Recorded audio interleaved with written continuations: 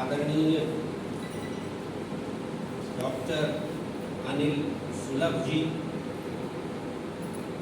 जिनका परिचय सिर्फ इतना ही नहीं, मैं इधर न देख के इधर बात कर रहा हूँ। डॉक्टर अनिल सुलभ साहित्य के साथ साथ स्वास्थ्य से लेकर समाज सेवा तक के क्षेत्र में एक प्रतिष्ठित नाम और उनकी वक्तृता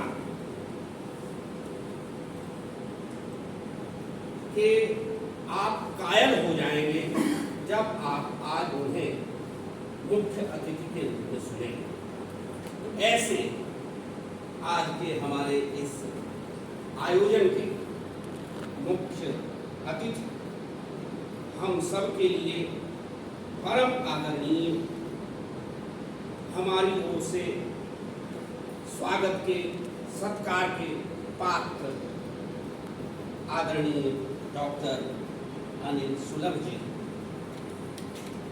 आज के मुख्य विषय पर जिन्होंने अत्यंत वैदुष्यपूर्ण अपने वक्तव्य में हिंदी साहित्य की पूरी परंपरा में कविता की यात्रा को एक तरह से रेखांकित किया अभी हमारे समक्ष, ऐसी आदरणीय परम विदुषी डॉक्टर संगीता व्यास जी, हम सबके लिए श्रद्धेय और पूज्य दीदी विनीता जी और आप सभी देवी लोग सज्जन, 15 मिनट का ध्यान रखिए, मुझे रोक दीजिएगा। आपको पूरा अधिकार है। वैसे लिखित के हिसाब से तो शायद समय पूरा नहीं होने वाला है, 12:56 हो रहे हैं, मेरा समय 1 बजे पूरा होने वाला था।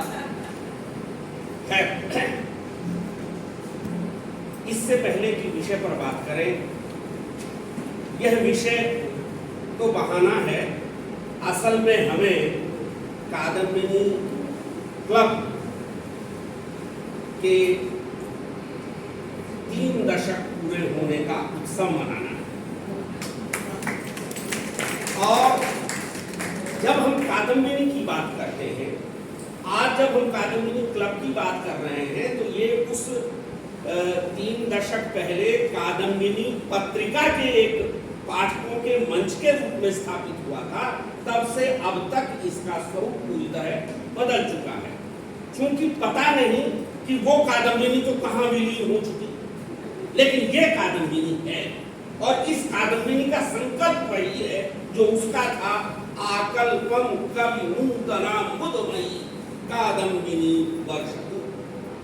आकल काल के इस पार से उस पार तक सदा कवि, कवि ये जो कविता वाला विषय लिया, कैसे इससे है कादम्बिनी और कविता कैसे लिखते हैं कि कविता क्या है, कवि क्या है, आकल्पम कवि नूतनाम बुद्धमयी कादम्बिनी वर्षतु।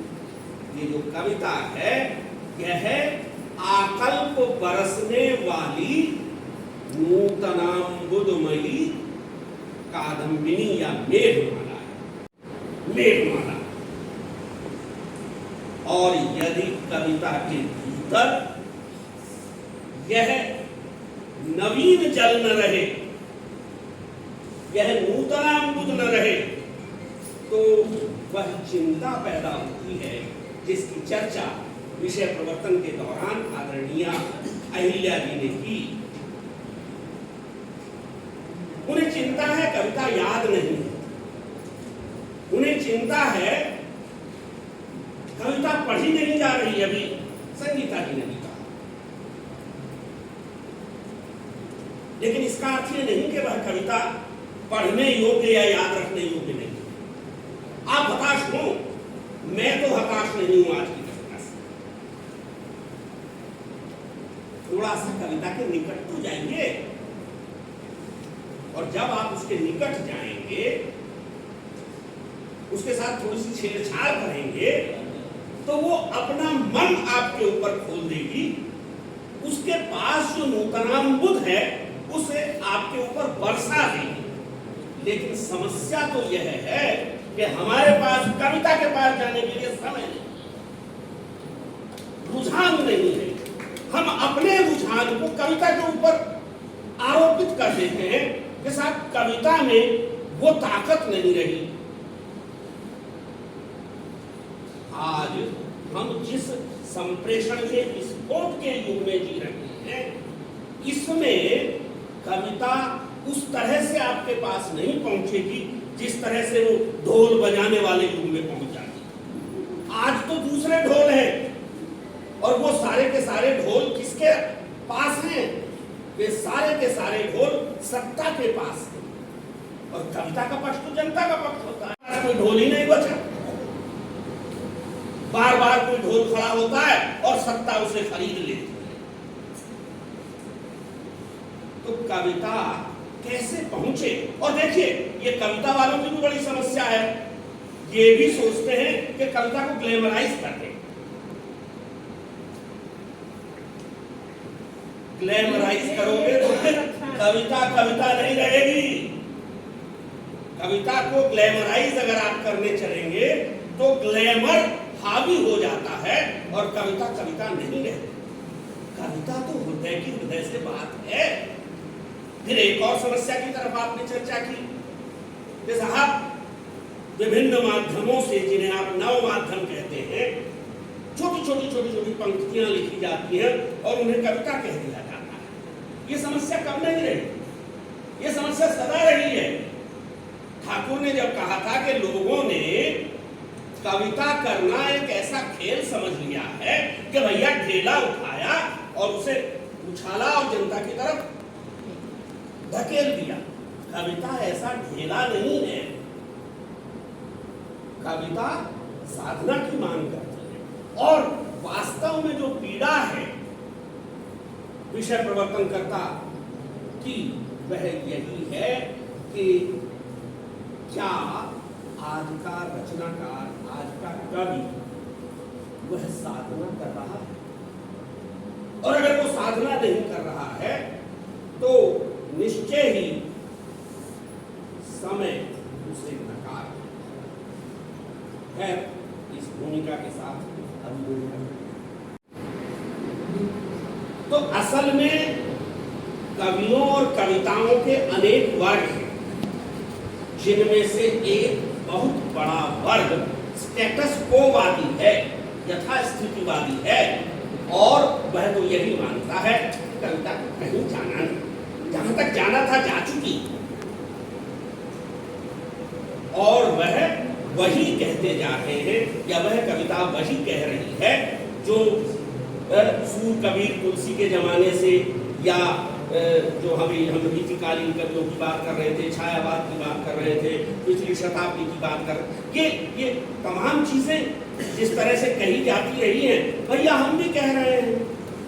तो ऐसी कविता तो ठहरी हुई कविता है।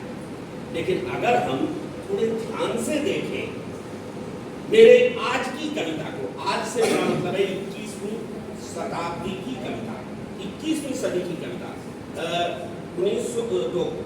2018 में भारत भवन भोपाल में एक संगोष्ठी हुई, जिसमें शायद उन्मेष या कोई संस्था है, उन्मेष शायद उसकी, उसमें राजेश जोशी जी ने एक बड़ा सुंदर पद दिया, एक्रोनिम, संक्षेपण उन्होंने दिया, शब्द गढ़ा उन्होंने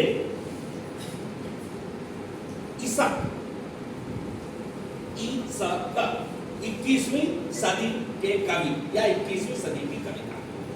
तो हम जब यहाँ कविता कहाँ जा रही है इस विषय पर चर्चा करने के लिए खड़े हुए हैं, तो ठीक है, कभी मां निषाद प्रतिष्ठान तो हमसे शुरू हुई होगी कविता, लेकिन हमें बात करनी है इस ईसक